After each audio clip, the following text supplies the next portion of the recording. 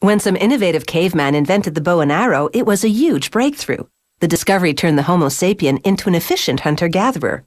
These days, archery has made a comeback in the hunting community, and it's even been reclassified as an Olympic sport. So you could say, the caveman's invention is still right on the mark.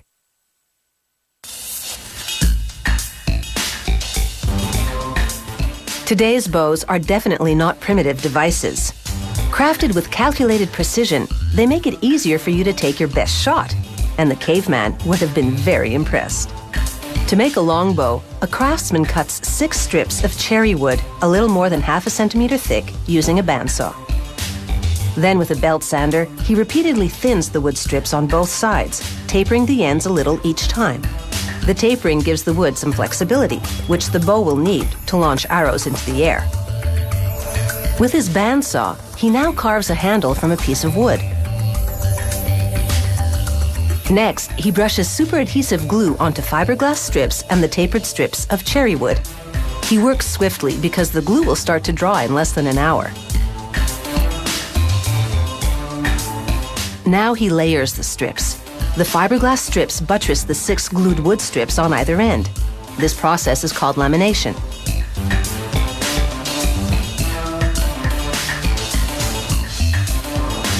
Next, he glues the wood handle to the fiberglass and wood lamination.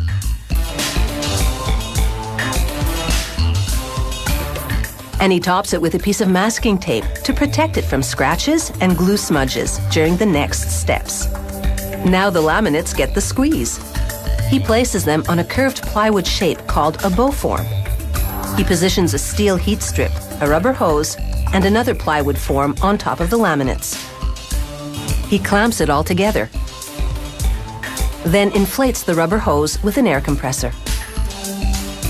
The pressure from the hose combined with the heat from the metal strip mold the wood to the bow shape as the glue sets. 1 hour later, he removes the laminates, nicely pressed and glued into more bow-like curves.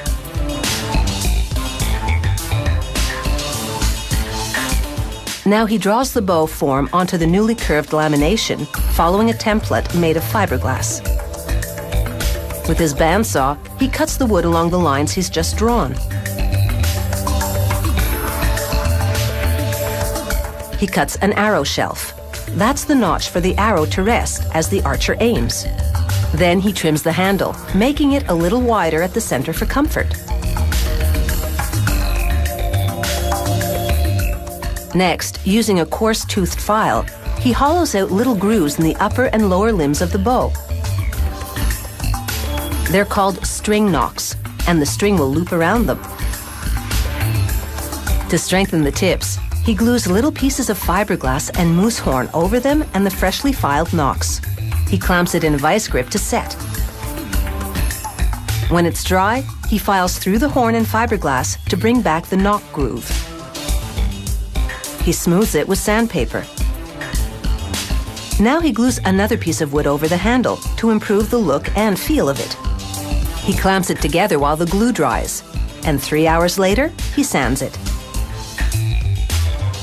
Next, he wraps the handle in a piece of leather and stitches it together with nylon thread called artificial sinew.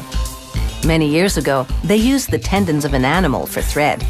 The leather will make the bow easier to grip. With a gel pen, he writes a serial number on the back of the bow, along with the draw weight. This bow will hold about 20 kilograms of pressure in check when it's drawn. This is a Flemish string jig, a wood fixture with posts on it. He loops nylon string around the posts. This is how he measures the string. It's always 4 inches shorter than the bow. He cuts it with a utility knife, then rolls wax onto it to make it easier to work with. He measures some string. Then he twists 16 strands of nylon, 8 black and 8 white, into a braid with loops on the ends.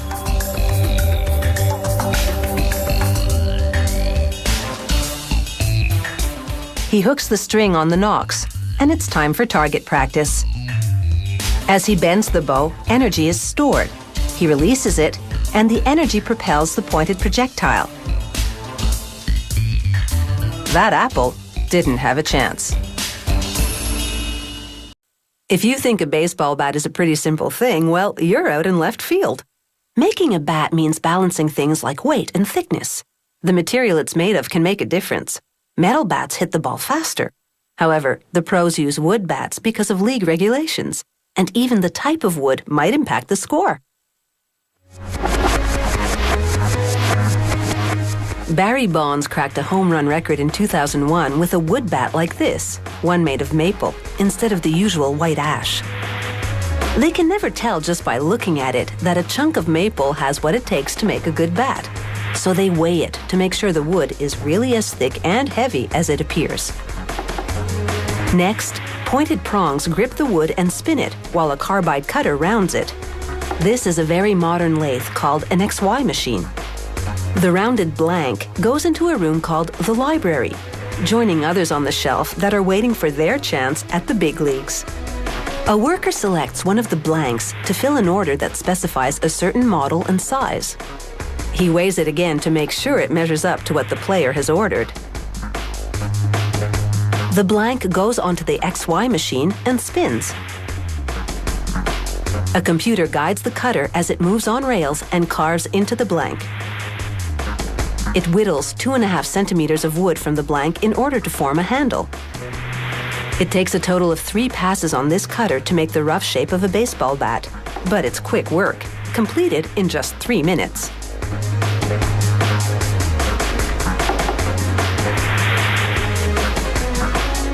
Now it's time for another weighing in. The bat is substantially lighter, which is what they want. Next, he measures the end of a completed bat with a caliper.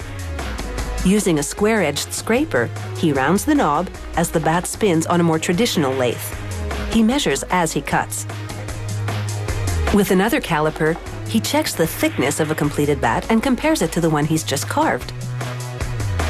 Now he takes a turning tool called a skew chisel. With its pointed tip, he cuts into the bat's handle just above the knob to narrow the shoulder. Again, he measures as he cuts to make sure the diameter is just right. Using the skew chisel, he shapes the slope of the bat, repeatedly checking with the caliper to make sure it meets specifications. He slims down the handle a little more. Then he angles the top of the knob with the chisel. He shapes the rest of it with a square-end chisel. Next, he curves the bat's barrel using the same tool. This gets rid of sharp edges that would cause a ball's impact to ripple down and jar the player. Then he goes back to the knob and completes the shaping with the skew-end chisel. Because the tool is extremely sharp, he can carve very precisely. The bat is now within 14 grams of its final weight. Using an electric sander, he smooths down some of the rough edges. He switches to a finer grit to finish off the job. As he sands, he measures, because this isn't just about getting the surface smooth. The bat has to be exactly the right size and weight for the player it's being made for. Now he places the bat's knob in an end mill. A spinning carbide disc cuts around the holes made by the pointed grippers on the lathes, producing a gentle scoop. Next, a bigger disc carves into the barrel, cupping it. Some players prefer a cupped bat because it balances differently. Now he places the bat on the scale for the final weighing, and it's exactly what the player ordered. He brushes paint onto the barrel and rubs stain into the lower half of the bat.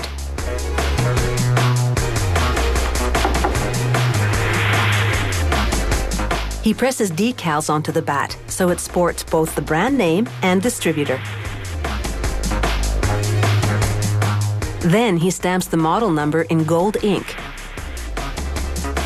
and tops everything off with a light coat of varnish.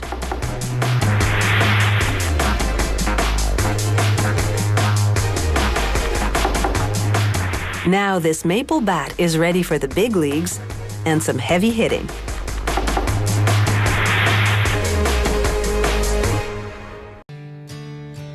Fabric is made from thousands of braided threads. This mill has 700 bobbins of polyester. Each bobbin contains 250,000 meters of thread. We begin by separating the threads. This warp unit takes the 700 strands and assembles them. Then this comb separates them. Other strands are added, and in total, there will be 7,000 of them well aligned. One fabric is composed of threads braided at 90 degrees. The warp threads are assembled lengthwise, while the weft threads are joined transversely. To prevent the threads from tearing, they pass through a bin of glue. These rollers eliminate the surplus. The glue will be removed with water before dyeing the threads. The glued together threads exit this machine. These large green cylinders are heated and dry the glue on the threads. Knitting will soon begin. The 700 strands are newly separated on this loom roller.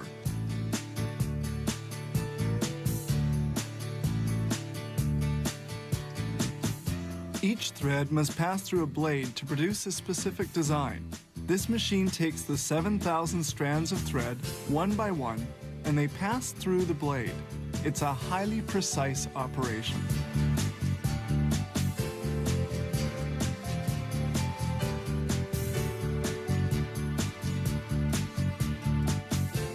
The threads pass through a blade, and the weaving finally begins.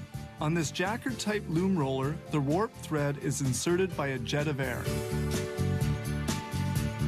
The weaving machine assembles 2 loom rollers made of 7,000 strands. The fabric reaches a width of 3.65 meters. The dark threads are inserted into the weave. They insert 600 weft strands per minute. The blades remove the weft strands to insert the warp ones between the two. A comb pushes the weft. The plate of the breakage chain stops the machine should a thread break. This bobbin contains 250,000 meters of thread. That's 250 kilometers. The weft thread is in the insertion nozzle. When a weft is inserted, an air jet nudges it in.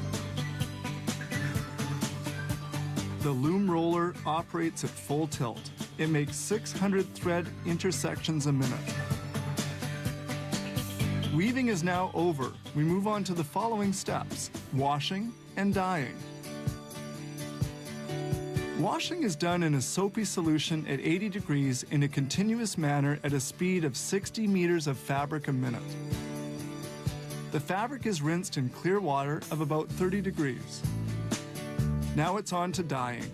This is done with jets. Up to 12,000 meters of fabric are placed in clean water into which colorants have been added. The solution is heated and the fabric soaks here for about 6 hours. Then it will be rinsed in lukewarm water. The fabric is placed in a bin.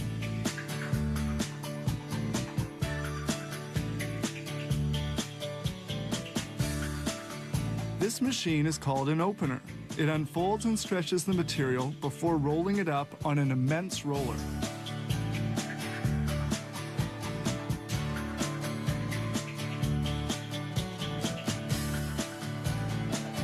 And now the roll is almost full.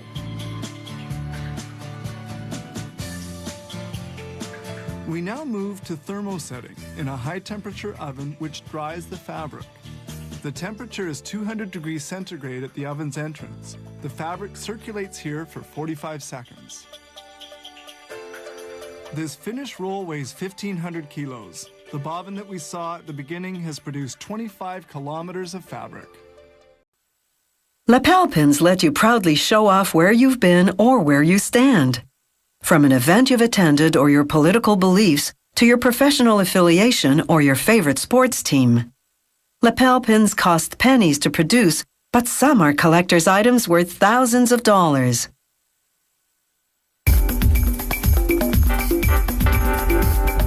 They may be tiny, but they're out there in huge numbers. This one company turns out about 5 million lapel pins a year. It all starts with a sketch of the pin design, and from that, the master, a negative made of magnesium, a type of metal. They'll make copies of this master to create a production mold. But first, using what's called a coping saw, they cut out the front and back pieces of the master.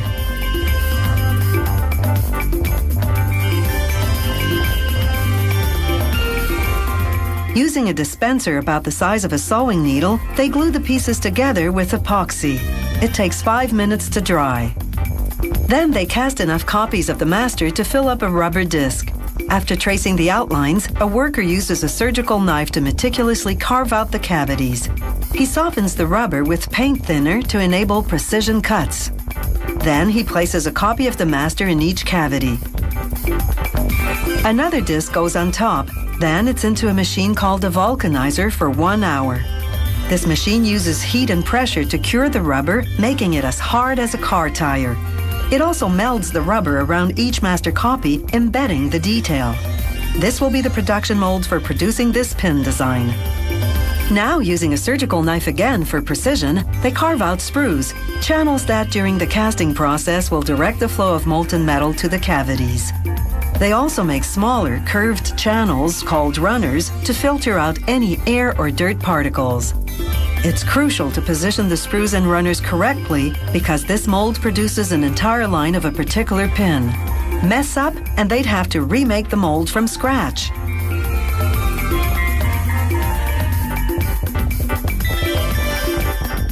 Next, they insert a centimeter-long brass tack called a post into each cavity.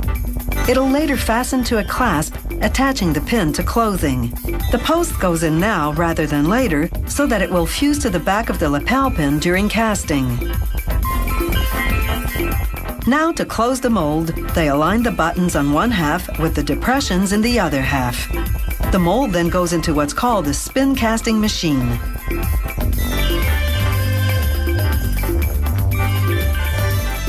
Using a cast iron ladle that can withstand the fiery temperature, they pour in molten metal, either pewter, zinc, or a tin alloy. As the machine spins, centrifugal force propels the metal into every nook and cranny of the cavities. After a minute of spinning, 400 rotations, the mold comes out. The metal takes about 5 minutes to cool and harden.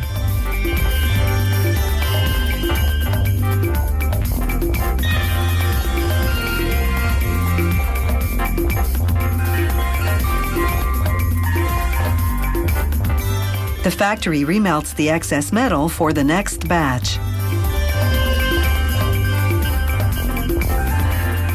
Next, a brass clasp called a clutch goes onto the post.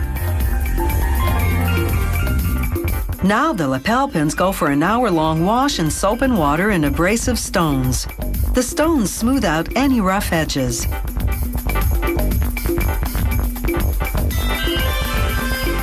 The pins go into the electroplating tank for a surface coating of metal.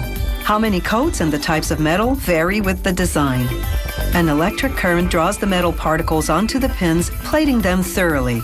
These pins first get copper plating, then nickel plating, then gold plating. Now it's time to paint the lapel pins. Workers follow a numerical guide like a paint-by-numbers kit. They paint each pin individually using minute quantities of epoxy paint. They control the paint syringe with a foot pedal.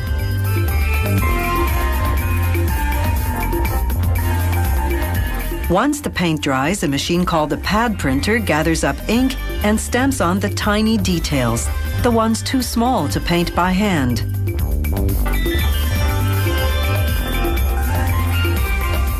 Pierce the post through the fabric, secure it with the clutch, and this lapel pin is now ready to wear.